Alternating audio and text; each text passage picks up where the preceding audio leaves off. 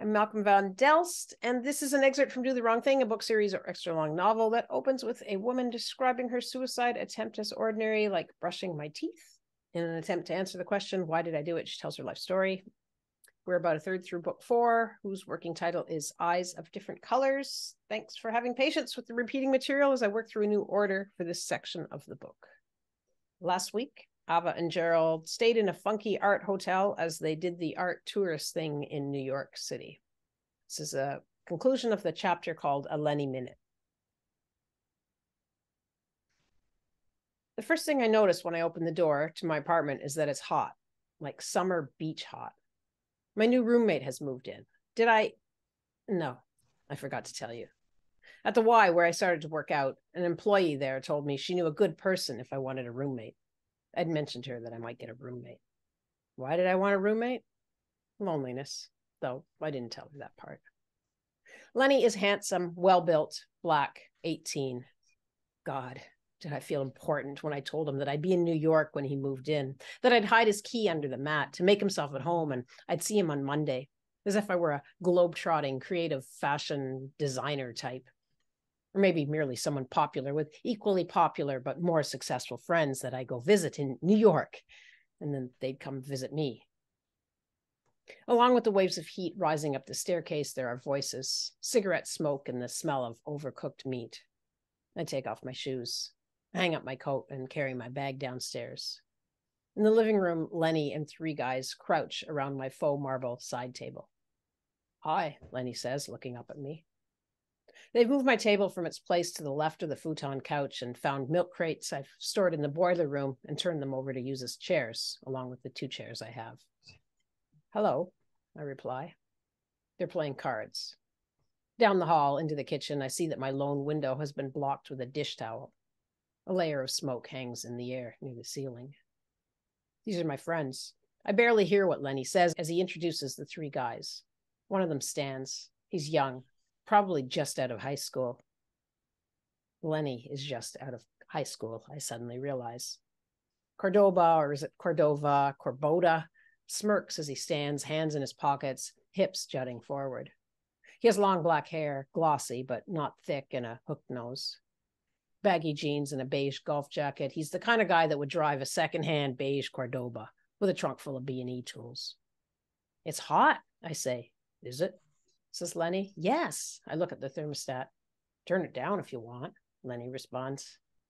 If I want. I do. Well, we should go, says Cordova.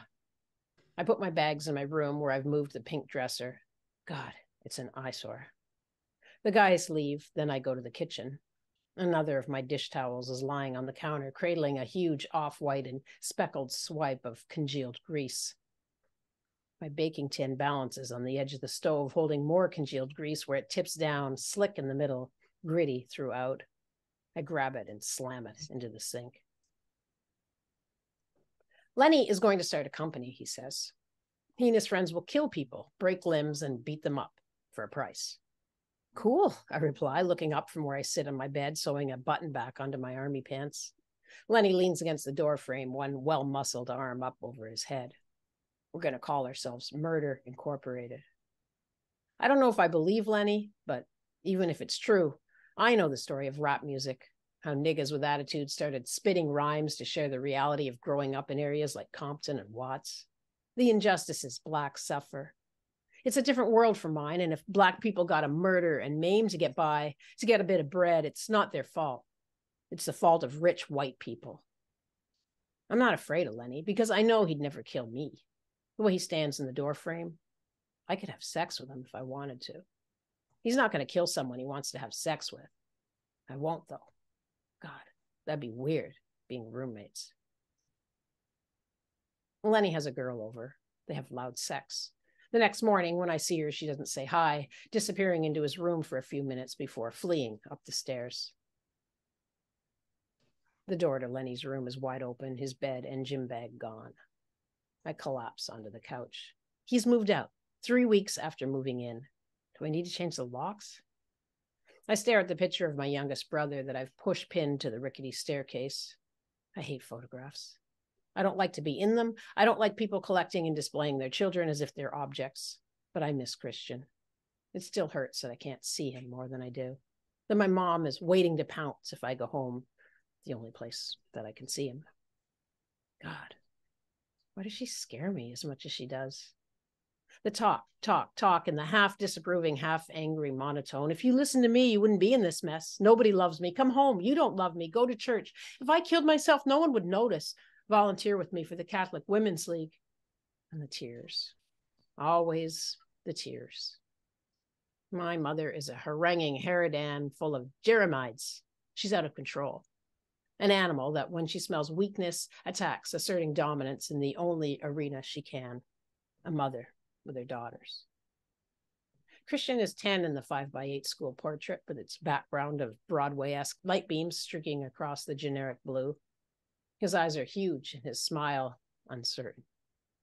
He wants to believe in the religion my mom has given him, but he's not sure. Picture's old. He's actually 13 now. I get up. Jesus. His eyes have been X'd out with a knife.